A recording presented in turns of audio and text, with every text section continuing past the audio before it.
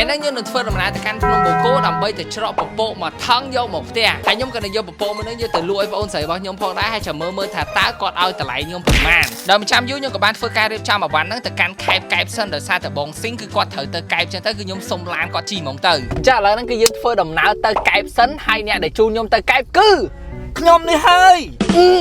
ហើយជាមួយដំណើរកម្សាន្តមួយនេះក៏មានការចូលរួមពីបងលីហេងជាមួយនឹងមិត្តភក្តិរបស់គាត់ផងដែរសប្បាយចិត្តទេបងសប្បាយបន្ទាប់ពីដល់មកគឺថាឡានរបស់យើងក៏បានវិលកង់ទៅកាន់ខេត្តកែបសិនហើយដើម្បីឡើងភ្នំបូកូហ្នឹងគឺយើងចាំគិតតាមក្រោយទៀតហើយដោយសារតែទៅហ្នឹងគឺខ្ញុំត្រូវធ្វើការផងហើយត្រូវរៀនផងអញ្ចឹងខ្ញុំក៏បានធ្វើការយក Huawei Mate Pad 12X របស់ខ្ញុំមកមួយផងដែរដោយសារតែវាស្រួលដាក់តាមខ្លួនបាទទៅគឺមាន free នំឲ្យញ៉ាំទេណាបងពិតជាចិត្តល្អមែនតើបងបន្ទាប់ពីធ្វើដំណើរអស់ជាង3ម៉ោងមកគឺយើងក៏បានធ្វើដំណើរទៅដល់កែបគ្រាន់ថាពេលដែលខ្ញុំទៅដល់ហ្នឹងគឺរៀងថ្ងៃហើយអញ្ចឹងប្រហែលជាអស់ពពកហើយខ្ញុំក៏បានជ្រៀតចូលទស្សនៈដើម្បីដូរកៅអៅសិនចាឥឡូវហ្នឹងគឺយើងចេញទៅញ៉ាំបាយថ្ងៃសិនហើយប្រហែលជាល្ងាចប្រហែលបានឡើងភ្នំបូកូឲ្យមើលទៅដោយសារអ្វីដែលខ្ញុំធ្លាប់ឮគឺថាភ្នំបូកូហ្នឹងគឺនឹងចុះអាប់នៅពេលព្រឹកឬក៏ពេលល្ងាចហើយដោយសារតែខ្ញុំទៅដល់កែបពេលថ្ងៃអញ្ចឹងទៅក៏បានសម្រេចចិត្តថាទៅញ៉ាំអីសិនដើម្បីពេលល្ងាចទៅមានកម្លាំងទៅយកពពកចាឥឡូវហ្នឹងគឺយើងធ្វើដំណើរទ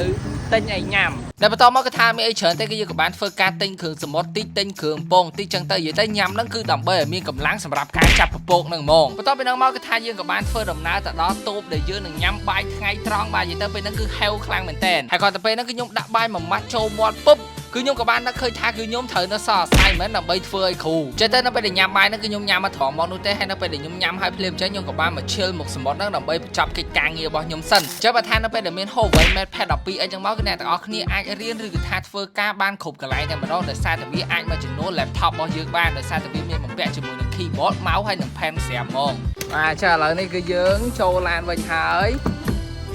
យខ្ញុំចង់ទៅចាប់ពពកច្រកទៅតែឲ្យលឿនណានេះអញ្ចឹងឥឡូវគឺយើងមកដល់ខេត្តកំពតហើយនេះកំពង់មូតរ៉េនប៉ុណ្ណានេះអញ្ចឹងដោយសារតែឥឡូវនេះគឺយប់ហើយគឺយើងអត់អាចទៅចាប់ពពកបានទេអញ្ចឹងព្រឹកស្អ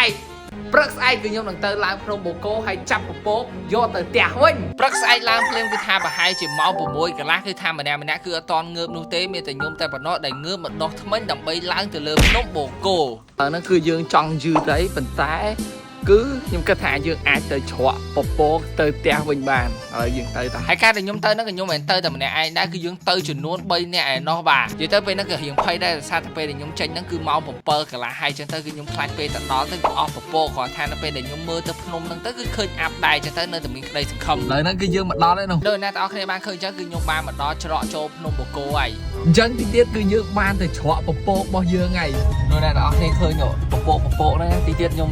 ច្រកមកផ្ទះទាំងអស់នេះហើយនៅពេលហ្នឹងគឺខ្ញុំបានឆ្លៀតអង្គុយមើលតុក្កតាផងដែរហើយដោយសារតែប្រើប្រាស់ Mate Pad 12X ឯងគឺខ្ញុំចង់បន្ថែមព័ត៌មានទីទៀតទាក់ទងទៅនឹង tablet មួយគ្រឿងនេះចំពោះ tablet ដែលខ្ញុំបានការប្រើប្រាស់មួយថ្ងៃហ្នឹងគឺជា Huawei Mate Pad 12X ហើយក្រៅពីការដែលយើងអាចប្រើប្រាស់វាជំនួស laptop បានណាគឺថា Mate Pad មួយគ្រឿងនេះក៏អាចឲ្យអ្នកទាំងអស់គ្នាប្រើប្រាស់នៅកម្មវិធី Office មានតាំងពី Word PowerPoint Excel ហ្នឹងគឺ desktop mode free license ជារៀងរហូតហ្មងហើយលក្ខណៈពិសេសមួយទៀតរបស់ Mate Pad មួយនេះគឺថាជា paper matte display មានន័យថាអេក្រង់របស់វាហ្នឹងគឺជួយកាត់ចំណាំងផ្លាតរបស់យើងបាននិយាយទៅអ្នកទាំងអស់គ្នាអាចមើលនៅពេលដែលយើងអូសភ្លើងពីលើទៅគឺអត់មានចំណាំងផ្លាតទេអញ្ចឹងគឺអ្នកទាំងអស់គ្នាអាចធ្វើការនៅក្រោមកន្លែងដែលមានពន្លឺថ្ងៃខ្លាំងក៏បានឬក៏កន្លែងដែលមានចំណាំងផ្លាតខ្លាំងក៏បានដែរគឺនឹងអត់មានអីមករំខានអ្នកទាំងអស់គ្នាសោះឡើយបើនិយាយទៅទៅនឹងធម្មពលថ្មវិញគឺរហូតទៅដល់1100មីលីអាំពែម៉ោងដែលវាច្រើនខ្លាំងមែនតើ Mate Pad 12X ក៏មានបំពាក់ជាមួយនឹងកម្មវិធី Go Pen ផងដែរដែលសម្រាប់បបដែលគាត់ជាអ្នកគូគំនូរអាជីពគឺគាត់អាចគូបានយ៉ាងពេញចិត្តតែម្ដងហើយបើតែកាន់តែពិសេសគឺថា Mate Pad មួយនេះគឺមានតម្លៃត្រឹមតែ$500ជាងតែប៉ុណ្ណោះហើយបន្តមកគឺថាយើងក៏បានធ្វើដំណើរជិះកាន់ទៅលើទៀតដោយសារតែកាន់ទៅខ្ពស់ទៅគឺកាន់តែសម្បូរការចុះអាប់ចាឥឡូវនេះគឺថាមេរៀងបើកថ្ងៃអីចឹងក៏ខ្ញុំអត់ដឹងដែរថាពេលទៅដល់ហ្នឹងគឺមានពពកអត់ប៉ុន្តែសង្ឃឹមថាមានហើយគ្រាន់តែពេលខ្ញុំឡើងលើមកគឺថាមេក៏រៀងអាប់មែនទៅគឺពេលហ្នឹងគឺរៀងសុបាយចិត្តមែនតើដោយសារតែគិតថាយើងអាចនឹងធ្វើវាបានអូពពកនេះឡើងចិត្តខ្ញុំហ្នឹ